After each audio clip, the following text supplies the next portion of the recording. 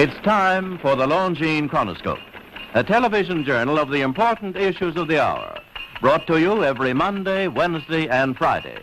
A presentation of the Longines-WITTNAUER Watch Company, maker of Longines, the world's most honored watch, and Wittnauer, distinguished companion to the world-honored Longines. Good evening, this is Frank Knight. May I introduce our co-editors for this edition of the Longines Chronoscope? Larry Lasser, CBS News correspondent, and Kenneth Crawford, National Affairs Editor of Newsweek magazine. Our very distinguished guest for this evening is Admiral Richard E. Byrd. The North Pole used to be a no-man's land, but these are the days when, by buying a ticket on a commercial airliner, you can fly across the North Pole and drink a cocktail at the same time. You know, only 60 or more years ago, about 35 years ago, our guest tonight found out whether there was any land north of the North American continent. He made that first discovery flight, and I must say that Admiral Byrd, our guest tonight, is not only our greatest living explorer, but he's been an inspiration to countless Americans. Admiral Byrd, you've been to both the North Pole and the South Pole. Is there any unexplored land left on this earth that might appeal to adventurous young Americans? Yes, there is. And not up around the North Pole, because it's getting crowded up there now, because they find out it's really usable, not only to live in, but militarily. But strangely enough, there's left in the world today an area as big as the United States that's never been seen by a human being. And that's beyond the pole on the other side of the South Pole from Middle America. And I think it's quite astonishing that there should be an area as big as that unexplored. This is a tremendous So challenge. there's a lot of adventure left down at the bottom of the world. Well, Admiral, do you hope to see that? I do. Well, Admiral, Yeah. would you say that since you've been to both the extremities of Earth, are these expeditions to such far-off places, are they getting easier because of modern techniques, or is danger still close at hand? Well, it's a little risky, but nothing like it used to be with the old slow planes and the small cruising radius where we had to put down bases. We replaced the dog teams, and of course that was a big improvement. But now the planes go much faster and they're safer, and they have a much bigger cruising radius. You haven't got the danger of a terribly heavy load. Admiral, an expedition to which I believe you're the advisor is now en route. What is that expedition doing? Well, that's the icebreaker Atka, and it's a reconnaissance expedition. It's going down to the South Pole area to make certain observations and to look for some bases. They will be back in April, and they will report back, and upon the information we get from that undertaking, we will base the bigger expedition that's to follow. Is that very definitely planned, or is that... That is being planned right now. So I'm willing to say to you that there will be a number of expeditions that will follow, I think, year after year, at the bottom of the world, because the government has really become interested. Well, Admiral Byrd, I can understand, I think everybody can, the interest in the North Pole because it's so near our greatest challenger, Soviet Russia, but why this interest in the bottom of the world? Nobody living down there, is there? No, it's pretty cold. There's only one permanent resident, that's the emperor penguin. The little ones live further north. I tell you one reason they're interested. It's by far the most valuable, important place left in the world for science. That's why the scientific groups all over the nation are really interested. But more important than that, it has to do with the future of the nation, those to come after us, or even during your lifetime, because it happens to be an untouched reservoir of natural resources. And, you know, as the world shrinks with an ever-increasing acceleration, far-flung places once useless, like we thought the North Pole was, and no man's land, become very useful. The bottom of the world will be important, not only to us, but to our allies. I was going to ask you, does it have military importance? It has some, and as the world shrinks, it will continue to shrink with an ever-increasing acceleration. thus bringing these places closer. And in the future, I can see a time when it will be very, very important strategically. Well, has the development of air power increased the strategic importance of places like the very much Parma so. Peninsula, we'll say? Very much so. Even now, if anything happened and we lost the Panama Canal, we would have to control the islands just north of Antarctica, which are part of Antarctica, and between there and Cape Horn. I've heard it said that there are 7 continents in the world, and one of them has never been seen by a woman, and that's Antarctica. Is that actually true? Well, if the Palma Peninsula is an island, as far as I know, that's true. No woman's ever stepped foot upon the Antarctic continent, and it's the most peaceful place in the world. Well, I'm sure that won't last very long.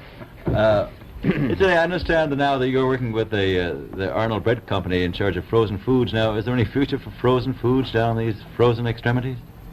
Well, I think the human race can be helped by that. This was thought out by Dean Arnold, who's, in my opinion, a great humanitarian. He learned that we went down there after 4 or 5 years and finished a meal that we had left there on the table when we had evacuated Little America. Everything was perfect, including the bread. So he got the idea of this frozen bread, and already he sent some to Europe, and it worked very well over there for some of the starving people. So you can store it down to the Antarctic, and against the lean years, and you wouldn't have any people in the world really starving if you did that. Yes, in the event of an atomic war... You'd stay there forever. Admiral, you speak of the resources of Antarctica. What are they? What are the natural resources there? Well, we've found enough of coal within 180 miles of the South Pole in a great ridge of mountains. It's not covered with snow, enough to supply the whole world for quite a while. Well, that's the coal. Now, there's evidence of many other minerals. We are pretty sure there's oil. Now, that coal shows the bottom of the world. Now, by far the coldest spot in the world. Where that coal is gets 100 below zero in the winter. Well, it was once tropical. So we think there's oil there, and there's evidence, probably uranium there. is it any secret, is there uranium there? That would be the only thing that would be practical to actually go after, I suppose. Everything else would be economically unfeasible, wouldn't it? Well, as we recklessly expend our resources, the time will come when we'll have to go after that stuff down there. Well, you know, I avoided what you said about uranium. I'm not sure about that. I don't want to have the world fight over the Antarctic. Admiral, is there a competition among other nations to try to get information about Antarctica and possibly to secure some of these resources? Well, yes. There are now 7 nations very much interested. Russia is interested tremendously. That I'm sure of. Australia has an expedition down there. The Argentine, the Chile, New Zealand, Britain, and so on. Now, you can understand those people down there being interested because they live down there, the New Zealanders, the Argentinians, the Chileans, and the Australians. And so we don't do much about claiming anything. Admiral, you make us sound a little crowded. Are there that many expeditions now there or en route there? Well, you know, as I said, it's the most peaceful place in the world, but I don't think it will be for long because of this intense interest on the part of other nations and this nation. Well, Admiral Byrd, are private expeditions a thing of the past? Is expedition and exploration, making expedition and exploration now purely a government function because of the tremendous cost and organization? No, I don't think so. I think down south it may be more or less a thing of the past, but not other expeditions that go there. A lot of them go north now. This latest expedition now on the way is a government expedition, I take it. Yes, that's the government. Admiral, may I ask you, is there a great difference between the top of the world and the bottom of the world? There is. Now, the North Pole is the center of an ocean 10,000 feet deep. The South Pole, the center of a plateau, 10,000 feet high.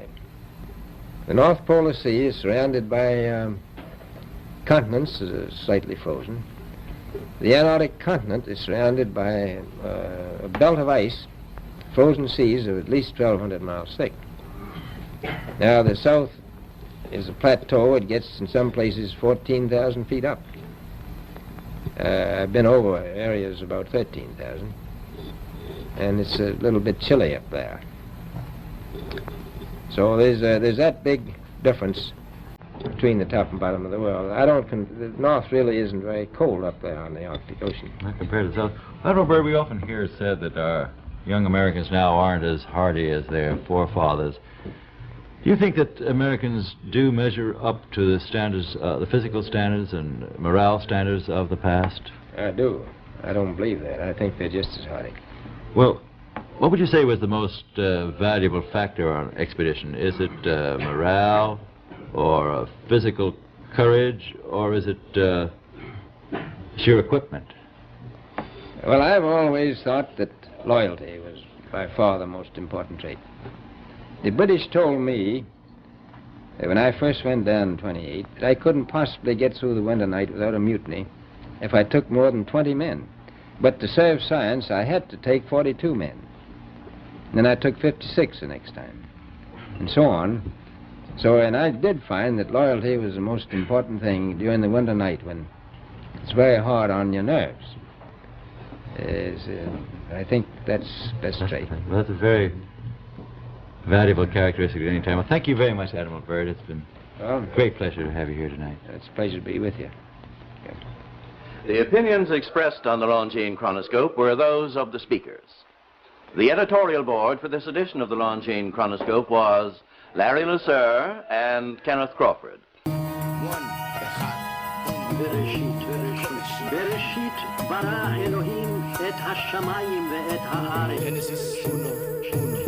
En el principio creó Elohim los cielos y la tierra. En ese único versículo se encierra el por qué llamamos universo a lo que nos rodea. Pero han cubierto la verdad para que no la vea. Con falsedad que enseñan desde la escuela, cortando sus alas, por eso es que no vuela.